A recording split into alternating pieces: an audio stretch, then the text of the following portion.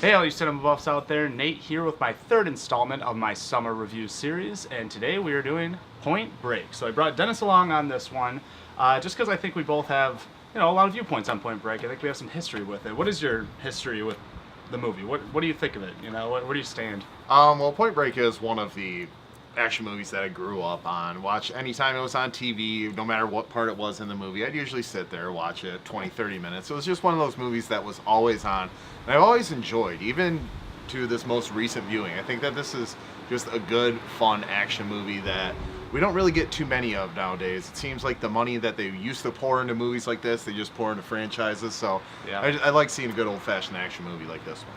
Yeah, I agree. I think this movie is a lot of fun to watch. I used to watch this in high school all the time. My friends, even when we would skip school for lunch or anything, we'd go and watch the skydiving action scene for some reason. We thought it was just the coolest scene. It was so beautifully shot. Mm-hmm. And I think that's one thing to commend with this movie, is its direction. I think it's just really well directed, more so than a normal action movie. I think there are a lot of long takes, a lot of different camera movements that are just really impressive to me. Yeah, this was directed by Catherine Bigelow. She's more famous now for being the first and only, to this day, female director to win Best Director Oscar for The Hurt Locker. Great movie. Zero Dark 30, another great movie of hers. And so it's kind of cool. You get to see a little bit, like, some proto style from her, like a lot of handheld. Yeah. Her most recent stuff uses a lot of handheld, gives you kind of more of a documentary, real-life feel to it. And it's impossible not to compare The Fast and the Furious with Point Break, because The Fast and the Furious is kind of just like an unofficial remake of Point Break. Yeah.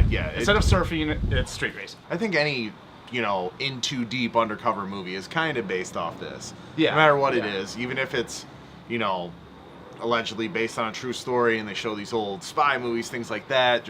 I think that this movie shows, it's the first one to cops in too deep with the criminals, becomes a criminal himself kind of thing, and it's just all movies since are just loose remakes. Yeah. So I can't fault Fast and Furious too much. No, I can't, even though it's like really close. Yeah, to it takes a lot of beats. But they don't deny that. No. They don't claim it to be original or anything like that. So let's talk about some pros and cons of this, though. What really stands out about this movie? Why should people watch this movie? I think that this movie just has, like, attitude to it. There's this movie. Good way to say it. My number one word to describe this movie has always been macho. Yeah. This movie's very macho. Lots of bras and lots of getting in faces. Yeah. A lot of male aggression and everything like that. Yeah. But at the same time, it's also fun. There's funny moments. I love the performances top to bottom. Me too. I think the two standouts for me are, of course, Patrick Swayze as Bodhi. Yep. I think that he just brings a real gravity to that character, and you can see why Keanu Reeves' Johnny Utah would sympathize with him. He is a very magnetic personality. Very much so. And the other standout's got to be Gary Busey. Totally. He is this the is my perfect favorite comic. role. Oh yeah, comic relief. Top to bottom. He's great in this. What I like also about this movie is it's got a lot of heart. It's got a lot of spirit behind it. Like, these surfers, these characters do live by a certain code almost, where it's just like, it's a way of life, bro. Like, this is surfing is like, you feel the waves, the ocean becomes you become the ocean kind of thing. And I think that resides with the movie a lot. And once again, it's really intoxicating for the character of Johnny Utah to be so attracted to that. At first thinking it's all a big joke, and also being so naive to think that surfing's easy, and then he finds out the hard way that it's not so easy. So, but what about cons? Do you think there are any? Cons? Yeah, there are some cons to it. I mean, like, the character of Rosie, he seems to have no purpose until they have to kidnap someone at the end. So it's just like, maybe if they showed his function normally in the group, if he was the getaway driver or something like that, he would make more sense. But it seemed like he was just hanging out in the background and, we need someone to do something extreme, let's make this character. And also Johnny Utah probably has the flimsiest cover in the history of undercover cops, right? First he doesn't even use a fake name. He doesn't use a fake name. He was a college football star, all conference, Rose Bowl. They talk about him. There's a few things that Keanu Reeves does and says where I'm just like, he's not that great of a person, in general. I mean, he's okay, but I think that he doesn't really realize the wake of hurt that he's leaving behind with this whole case and everything, and wanting it so badly. But I can't help but compare it to Fast and the Furious when it comes to personal relationships. If there's one thing I think Fast and the Furious did better, it's the relationship between Dom and Paul Walker's character of they did like family was more ingrained in this. I felt like Bodhi sort of flies off the rails, and the relationship between Bodhi and Johnny Utah isn't as relevant. They almost start to hate each other a little much. Yeah. Like, you know, he gets him into situations where it's like, too bad, bro. What's it gonna be? Like, he's not very sympathetic towards him. So, and I think that has a lot to do with the love interest as well, where the love interest was just a former lover of Bodhi, not the sister.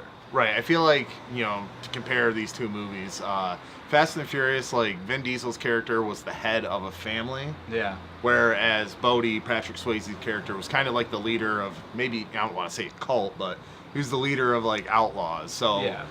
although he was the leader, he was the one everybody was attracted to and, you know, really latched onto, he was also a loner, and he was in it for himself above anyone else. Exactly. He's a very selfish character. Yes. The reason Keanu Reeves' character gets in with the girl is by lying to her and like using her parents' death to like woo her. And I Oh, felt yeah, like to the- this is shitty. Like that Yeah. was just plain shitty. Like, I think that whole part, just even the leading up to it, when he's like reading her profile on He's the like, screen out "Died loud in a to plant." us. Yes. And he's, parents died. Bingo. It's like, bingo. Right? My girlfriend was like, he's a piece of shit. I'm like, yeah, you'll do anything for the case.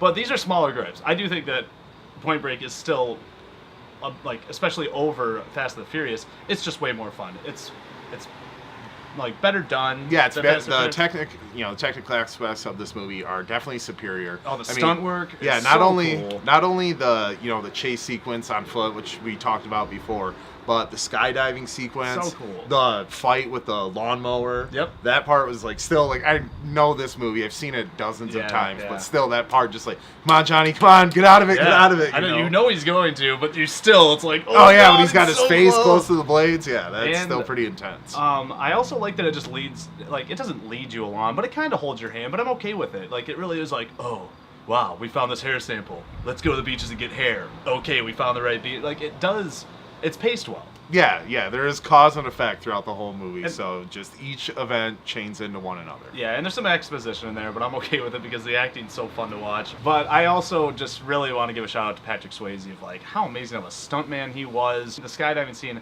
is always breathtaking where he just says goodbye and falls backwards out the door, and he did that stunt. He just fell backwards out of a plane for this movie. And they said he did like over 30 jumps to get all the shots for him skydiving. And I just think that's very impressive. You know, it's very dedicated. Yes, I will commend him for that, but at the same time, when he's doing his own stunts like that, whenever they do sub in a stuntman, it's just a little obvious. Yeah, it's pretty And there were a obvious. couple shots, like one you brought up to me, you're like, "Oh, that's Swayze." When I watched that, I was like, "No, that wasn't It Swayze." wasn't Swayze? Leading into the I wave. I actually wish it forgot. was. Yeah. I wish it was Swayze. Yeah. But I watched it, I'm like, "Oh no, it's a stuntman." Yeah. But it's still pretty cool. It is. It's very cool. It's very beautifully shot, and it's very well paced. This is just a good action movie, and you're having so much fun. All these little gripes we're talking about, you're not going to notice them when you're watching it. No, and this is Southern California on film too. It really highlights Southern California, that lifestyle in the '90s especially, and it's just a good movie to watch in the summer. Agreed. Buffs. All right, you heard our thoughts on the movie Point Break, the original '90s version. Let's put a score on it. Yeah, I had a good time watching this movie growing up. I had a good time watching it again. It's not a perfect movie, but it's just fun. It is a good movie to watch in the summer, and I'm going to give Point Break an 8.5 out of 10. Yeah, I agree. This movie's just a really fun time. If you haven't seen it, I mean, it's highly recommended as watching for an action movie, whether it's summer or not. I just think that it's really fun, really well directed. And it's kind of nice to see the evolution of Catherine Bigelow and how, you know, she had it right off the bat, and she's just been polishing it along the way, definitely. Oh, yeah, you see some pure raw talent here that she developed into Oscar gold. Yeah, and some truly standout scenes as well. Very memorable scenes. So, but I'm going to go the same, 8.5. Definitely recommend Point Break. Buffs. All right, so that's my review for Point Break. Thanks, Dennis, for sitting in on this one. Of course. It's always fun to talk about these classic movies. The next episode for the summer movie review will be The Sandlot, which is, I think, the best ultimate summer movie to watch. Oh, Really, it's the summer movie. it is. It's just so incredibly nostalgic. That'll be closing out this summer series before the fall comes. So thanks for watching. But remember, There's no place like the theater.